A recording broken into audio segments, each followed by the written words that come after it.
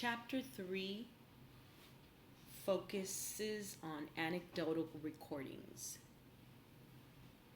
For this observation, you will be provided with a form to fill out so that it makes it easier to record your observations. You are also going to be assigned a developmental domain, which is self-care. This is going to make your observation assignment a lot easier, and we will go through this and all the details in a minute.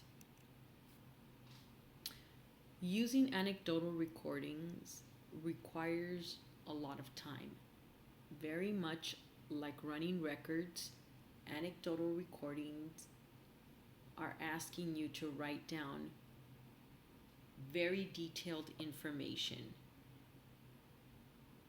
Basically, we are asking you to tell us a story that we can hear and see. We want you to focus on what we call objective information, which is again just facts. The best way to record anecdotal observations is if you write what you see immediately after it has happened.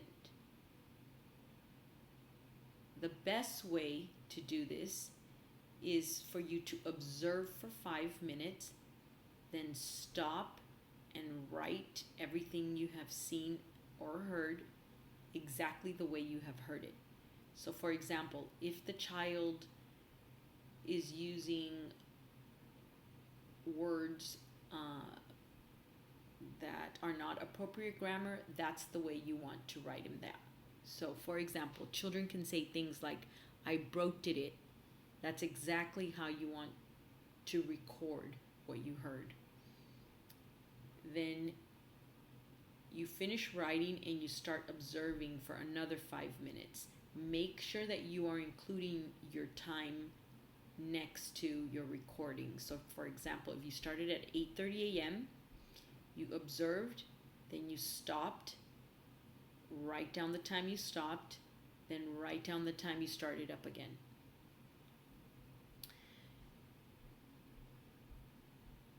The anecdotal recording style is a narrative. It's a narrative account of an incident, and it's probably the most factual recording method. You are going to be writing about the child, which is your focus child. Make sure you include things about where the child is, who the child is with, when the situation has occurred or what has happened.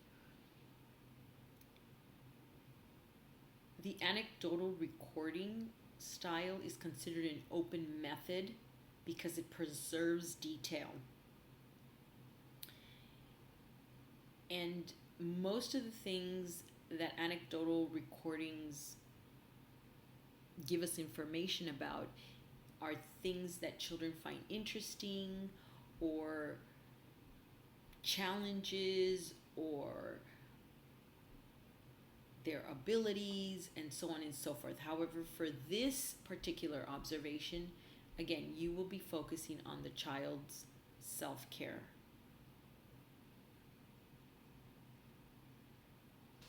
In your book on page 51, you have an example of what an anecdotal record looks like. So you will notice that on the left side of the sheet of paper, you have all the information that is what we call objective information that you have recorded about what you saw and heard.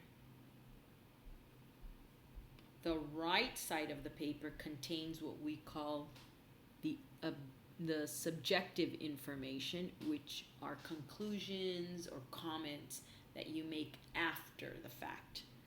So you don't need to fill out the right side of the paper until you get home or 2-3 days later after you think about what did this really mean.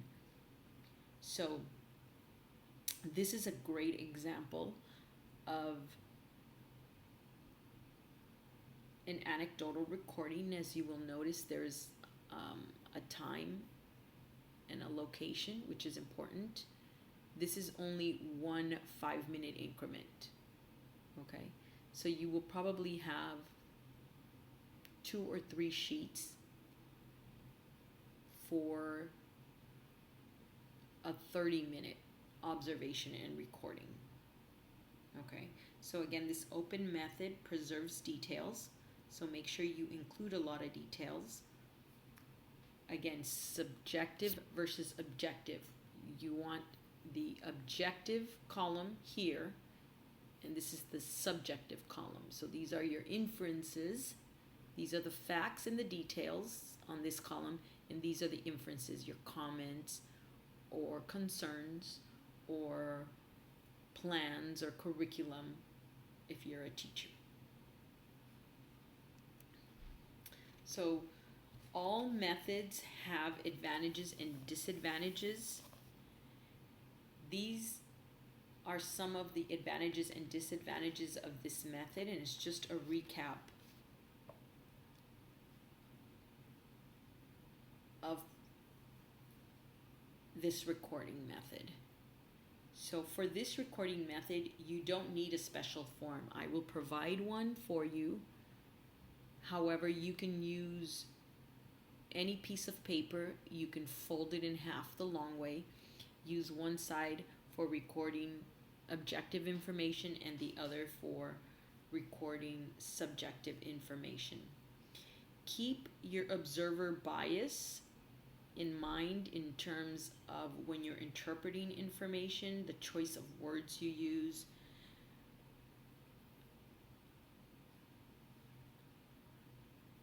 So some other advantages to using this method is that it preserves facts and details, which are very important when it comes to having to report possible child abuse, or having to fill out information on a developmental scale, or provide information for a parent-teacher conference, so on and so forth. Another advantage is that it's short contextual accounts of incidences.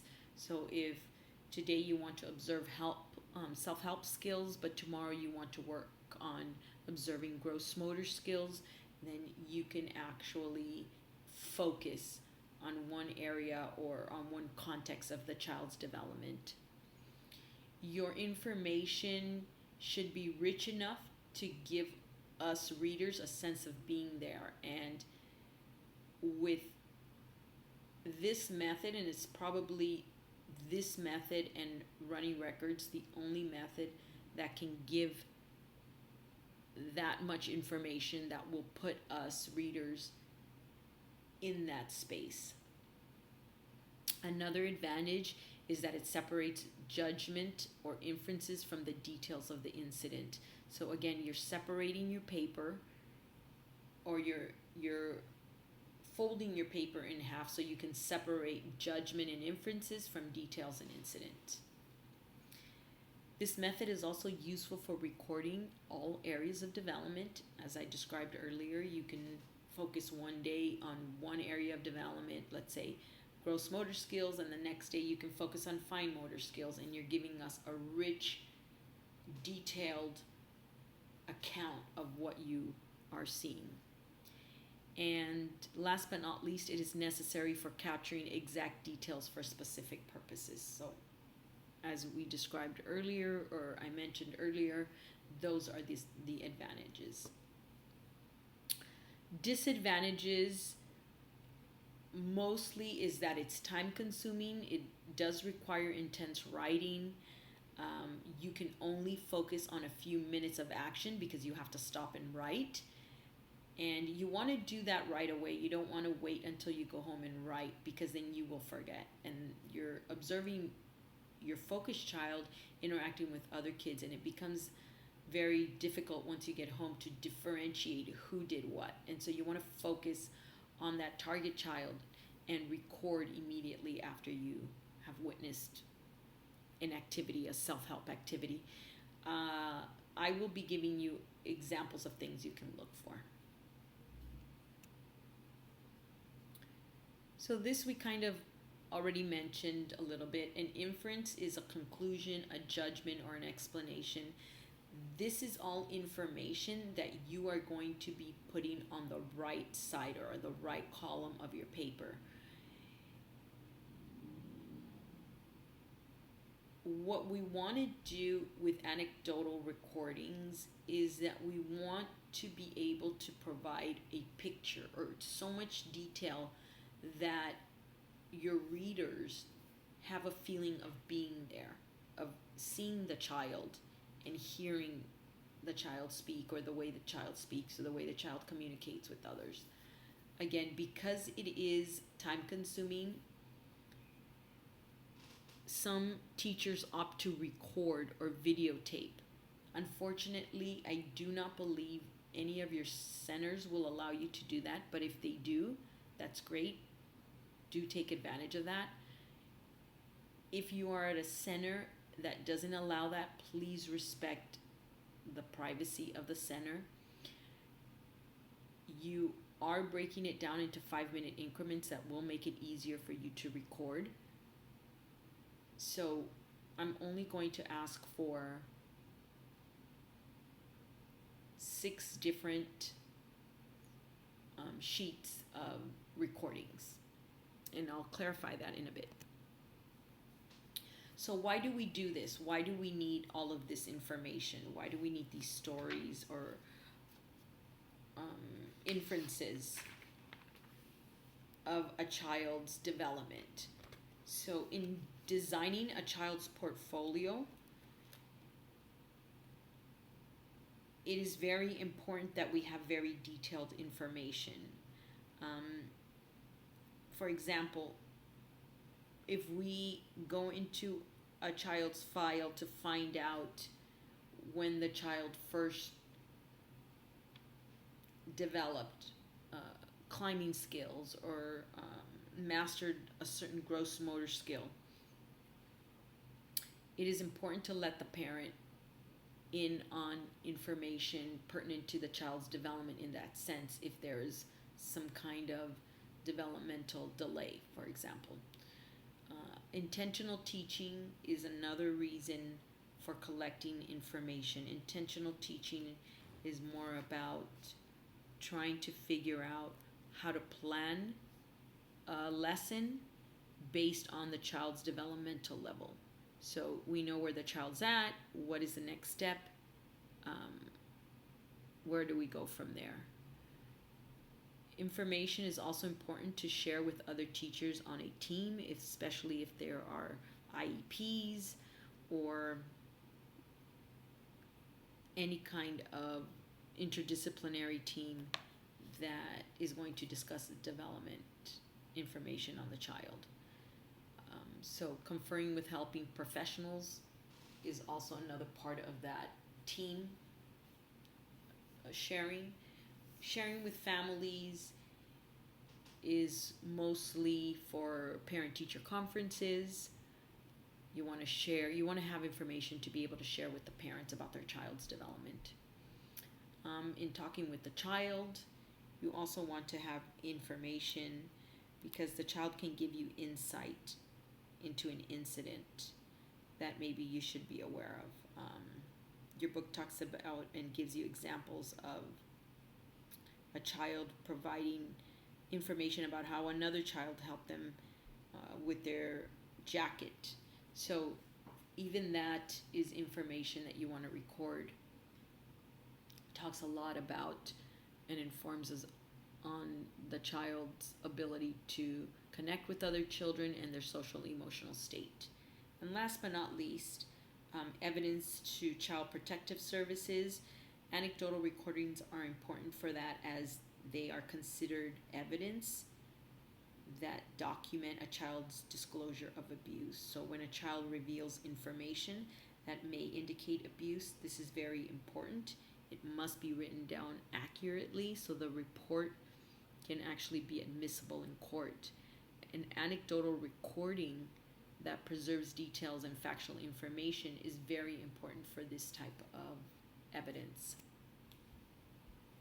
So now these are the things that you will be looking at during your observations. You want to observe self-care skills. So a child, when they're eating, how they're using their utensils, eye-hand coordination, fine motor skills, all of those are things that you want to observe. You can observe the child during toileting, during dressing, during personal hygiene. So for example, when they go wash their hands, or after nap time when they're putting their shoes on, or before they're picked up and they're trying to put their coat on. You're probably not going to be observing them during nap time, but mostly during eating and dressing, I would say you want to look for self-care skills. When the child asks or is told to go wash their hands, how do they handle that? All of those are self-care skills that you can observe and record. So the previous slide was all the objective information. On your right column, you're going to write down your subjective information, which is the comments, which are the comments for the self-care skills. So you may want to talk about appropriate expectations for the task. So according to the child's age, is he advanced, or do you think that the child needs more help with toileting or with eating on their own? Are they able to hold and manipulate their utensils appropriately for their age? You may want to comment on the appropriate size of the furniture where the child is seated, or was the cup too big or the spoon too large, and that's why they couldn't manipulate it as they should have. You can make mention of things in the environment that can affect, or that you think are affecting, the child's ability to master a certain skill. You can definitely talk to or about the expressions maybe of a teacher or of another child sitting next to your focus child. If you're in tune to the culture of the child as it relates to the self-care skills, you can also talk about those. So make sure that you review in Chapter 3, development of self-care skills and autonomy.